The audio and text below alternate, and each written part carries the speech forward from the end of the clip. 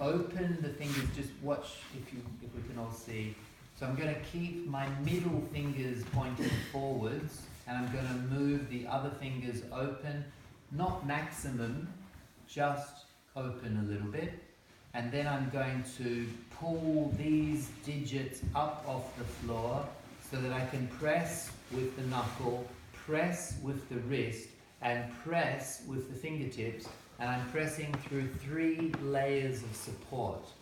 If you want to learn to free balance, you will need to learn this technique, because that is how you control the movement of your body backwards and forwards. It's not the only way.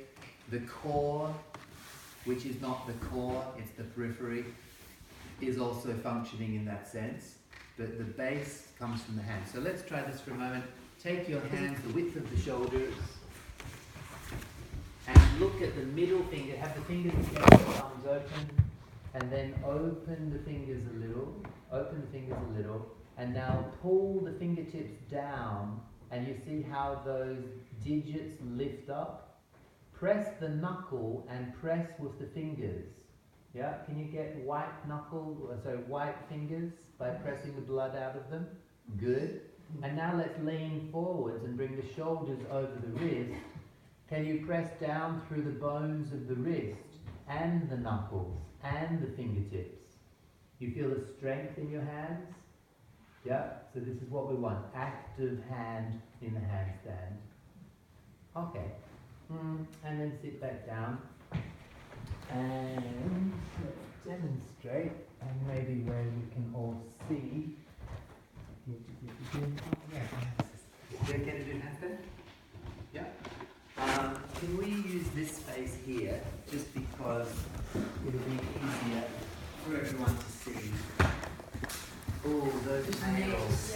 Yeah. Yeah. Anyway, it's fine. We just have to be careful. So, it's about your height. It's about your height. Yeah. So just line up. So this is where you use, a little bit of planning. The center of the mat, the center here. Do you want a mat for the hands? Are you okay just on this? Yep. Okay. So begin on the knees. Okay. Can everyone see? Yeah. And we'll leave about 20 centimeters. Okay, 20 centimeters. The fingertips, about 20 centimeters. Doesn't really matter. 10 to 30. Yeah. The point is, your head should not touch the wall, and more importantly, your hips should not touch the wall. They could, but that's different. Yeah. So the hands, the width of the shoulders. Now open the fingers, keeping the middle fingers parallel. Tuck the toes under. Good. And then we're going to lean forward so that the shoulder comes over the wrist, and now she can press through the bone of the wrist, pull with the fingers, and press with the knuckles. Yep. Keep the shoulder forwards. Very important point. But the head not on the wall. Now raise one leg, and I'm going to create a wide base of support. You can lift from here, or you can press. I like to press from here. So feet apart, bend the knees. Now press against me. I'm not putting her. You see, she did the lifting. Yeah, by pressing against my hand, and then I'll lift her up. Good, and support the legs coming together. Now in the handstand, the shoulders come up to the ears, and that is where the lift comes from, in the muscles of the shoulders. You keep your tummy in like so. And I'm going to hold one leg, release your other leg, and control the movement down. And relax.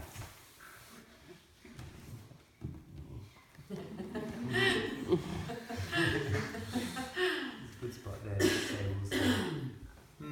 So how many people? But I mean, short people can do it there. Oh, I don't know. Let's just do one little thing before we have this discussion. Raise your arms above your head. Flex the wrist. Good. Now imagine that the ground is on your hands. Yeah? And you're going to push the ground away from you. Lift your shoulders up, and you feel that you could press your hands into that space, correct? Okay, relax the shoulders. Now I want you to pull the shoulders down onto the back and show me how you can press upwards when you're pulling the shoulders onto. Go and do it. Can you? Right? Biomechanically incorrect, makes no sense. Physically possible, but only for people who can already do handstands. I'm sorry, a large part of the yoga world teaches this in a wrong and dangerous way. Okay? So from gymnastics, from circus training, and from other aspects of the yoga world, these are the better ways to do handstands, because when you engage those muscles, you are supporting the shoulder joint, and when you allow the shoulders to lift up, the scapular rotation puts the humerus in contact with the glenoid fossa, and you get weight bearing through the bones. And so this is, believe me, the best way to do a handstand. It's also the secret to actually learning to balance. But people who can do it already, some of them can pull the shoulders down onto the back. Yeah, but it's not for beginners, and it doesn't make any sense anyway. Okay, so has anyone never done handstand before? A few people? Well, I've done it, but it's Yeah. like Yeah. nemesis right now, so. Okay. I I wonder